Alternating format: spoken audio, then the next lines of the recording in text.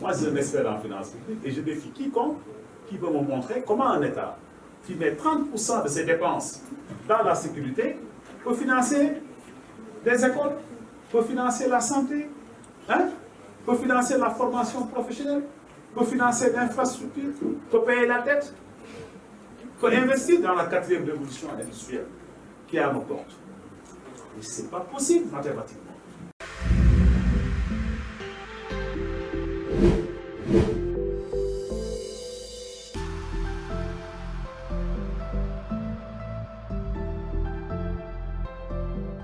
J'étais à Banjul, j'étais en train de m'asseoir, et il y avait une banderole No one left behind.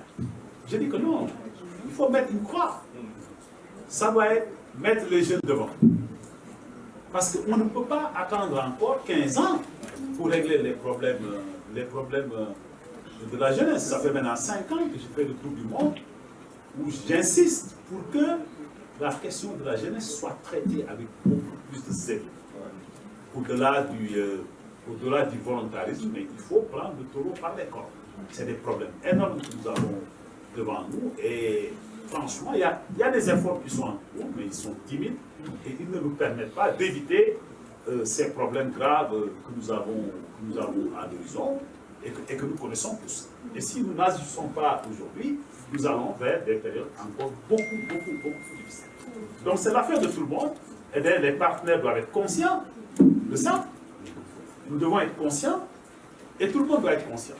Et qu'on n'attende pas dans 5 ans de voir un peu le feu partout dans la région pour dire qu'on le savait, ou bien on n'avait pas fait ceci ou cela. Donc franchement, c'est vraiment le moment pour que nous nous mobilisions tous pour investir dans le dividende démographique.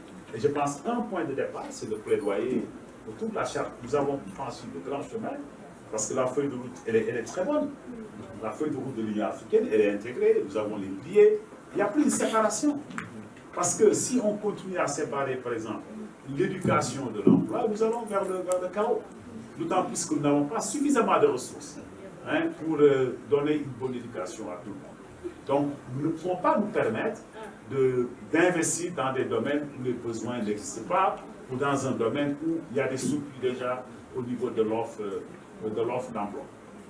Ou dans des domaines où il n'y a pas une demande d'emploi. Donc, je pense qu'on fait face à une obligation d'une utilisation beaucoup plus optimale des ressources. Mais le lien avec la formation professionnelle, avec la bonne gouvernance, qui est également un agenda sur lequel nous devons nous investir, il ne faut pas qu'on oublie ça. Donc, il y a beaucoup de travail à faire et nous sommes à 9 ans de la fin un peu des objectifs de développement durable. Mais 2030, ce n'est pas après-demain, c'est demain. Mais c'est demain, 2030. Mais 9 ans, c'est rien dans la vie d'un homme. Et il ne faudrait pas qu'on rate le coche à nouveau, comme nous l'avons fait en fin 2014, où nous avons raté les objectifs de développement du millénaire. Pour plusieurs raisons, mais aussi parce que nous avons attendu les 1000 derniers jours pour nous précipiter, sachant que nous n'allons pas réaliser le panier. Maintenant, nous sommes à 9 ans. Pourquoi ne pas pousser très fort un peu la charte et pousser vers ces investissements qui vont faire en sorte que l'Afrique puisse générer, comme je disais tout à l'heure, entre 800 millions de dollars chaque année et 1,5, j'allais dire un peu milliard de dollars, qui pourraient aider l'Afrique à financer les investissements dont nous avons besoin. Ces investissements ne viendront pas des dons ou de l'aide publique au développement. Et nous savons tous que nous parlons un peu dans une zone où, dans le Sahel central, sont un peu le Burkina Faso, le Niger et le Mali, 55% des enfants, je dis bien 55% des enfants ne vont pas à l'école. Pourquoi? Parce que vous avez une croix démographique très forte, c'est les pays où la femme fait trop d'enfants, il faut le dire, il n'y a rien à cacher. Deuxièmement, on vit une situation de guerre qui est telle que l'État est obligé d'investir dans la sécurité pour protéger le terroir.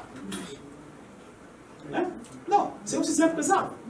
Mais c'est quoi la conséquence? À chaque fois qu'il y a une frappe au Mali, au Niger, au Burkina, l'État est obligé d'augmenter les dépenses militaires et de sécurité, qui sont déjà énormes, 30% dans certains pays.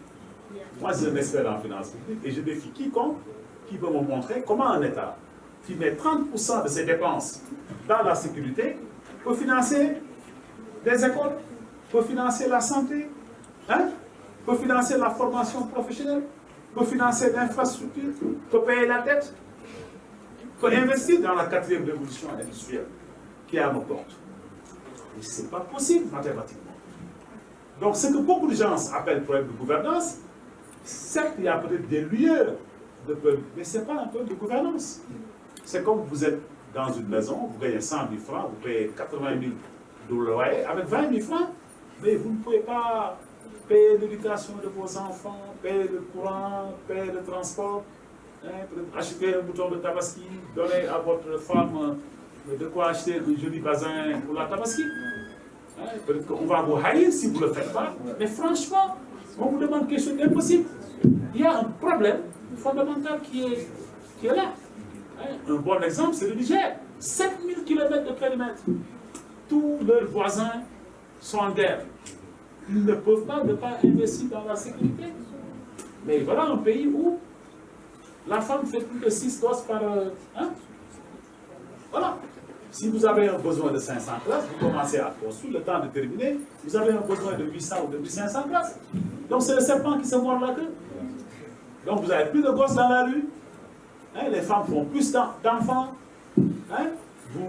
Vous avez des besoins énormes, hein, d'éducation, donc vous n'arrivez pas à boucler. Le lendemain, les besoins augmentent parce que les enfants augmentent. Hein. Les investissements dans l'éducation diminuent à cause de la guerre. Vous vous éloignez des objectifs de Abuja pour la santé, 15%. Moi, j'ai rencontré le président Ibeka, ça fait 1 an et demi. Hein. Mais un pays comme le Mali, il était pratiquement à 5% de dépenses pour la santé. Et lorsqu'ils ont une frappe, ils vont couper sur ces dépenses de santé qui sont déjà assez basses pour financer la sécurité. Donc, vous voyez, on se trouve dans un cycle, mais pendant ce temps-là, les femmes continuent à se faire 6-7 enfants à tour de bras. Et ceux qui ont la chance d'aller à l'école, ils ne vont pas trouver un job. Non. Ils vont essayer de traverser la Méditerranée et quand ils reviennent, ils se radicalisent. Donc, vous suivez mon regard. Donc, voilà un peu le cycle dans lequel nous nous trouvons et qui crée un peu cette instabilité, mais extraordinaire que nous connaissons dans la région et pour laquelle personne n'est à l'abri. Mais pire, je ne parle pas parler des filles. Vous allez dans un pays comme le Niger, on vous dit que seulement 55% des enfants vont à l'école. Donc, non, 55% ne vont pas à l'école. Donc, ça veut dire 45% vont à l'école. OK? Ils commencent, maintenant, quand ils vont arriver au CM2, les filles sortent, on les marie à 13 ans. Bon, on les marie à 13 ans, donc ça veut dire que vous avez à peu près la moitié des 45% qui restent. Parce qu'on marie des filles, on fait des enfants, on leur donne la pustule obstétricale, hein? Elles commencent à faire des enfants à coups de bras. Donc vous voyez, notre problème, c'est nous-mêmes. C'est pourquoi nous devons prendre conscience de la nécessité de changer. Et je peux donner autant d'exemples que je parlais jusqu'à demain. Si vous regardez par exemple dans les pays développés, mais dans ces pays-là, c'est environ 17 à 18% de la population qui va à l'école. Hein, entre 5 et 19, 20 ans. Mais chez nous, c'est quel pourcentage? Mais 40%. Donc si nous voulons donner la même éducation à nos enfants que les Européens donnent à leurs enfants, on doit dépenser deux fois plus. Alors qu'on n'est pas... On ne peut même pas les mettre dans les salles de classe. Donc, qu'est-ce que nous faisons donc? Bon, nous empruntons, nous demandons. Vous voyez un peu le cycle dans lequel nous nous trouvons. Moi, je crois qu'il est vraiment temps que nous, Africains, nous puissions commencer à changer un peu ce que nous voulons de nous-mêmes. 2063, c'est demain. Et moi, j'ai aimé le commentaire de quelqu'un tout à l'heure. Ce n'est pas seulement l'affaire de l'État, c'est l'affaire de tout le monde. Les leaders religieux, les leaders traditionnels, chacun d'entre nous, celui qui a habité à côté. de voisins qui passent. Moi, je crois que nous devons nous y mettre tous parce que lorsque la situation va s'aggraver, je pense que personne ne sera à l'abri. Et c'est la raison pour laquelle j'insiste pour les partenariats et que nos partenaires européens et nous au-delà sachent que sont nos premiers voisins. Hein? Ce qui se passe chez nous, ça va les écrabousser demain. Je l'ai dit au Parlement italien, ça fait environ 1 an et demi. Je l'ai dit également en Espagne, et je l'ai dit à travers le monde. On n'arrête pas la mer avec ses blancs. On n'arrête pas la mer avec ses blancs. C'est pourquoi nous devons trouver des interventions stratégiques. Et je pense que l'un des points de départ, c'est vraiment l'éducation des filles. Donc c'est l'éducation des filles. La santé est indispensable. L'éducation est indispensable. Comme disait tout à l'heure notre ami à droite. Hein? Nous allons vers l'ère de la 4e révolution industrielle. Et vous savez ce que signifie ne pas. Si vous n'êtes pas. Hein, c'est extraordinaire.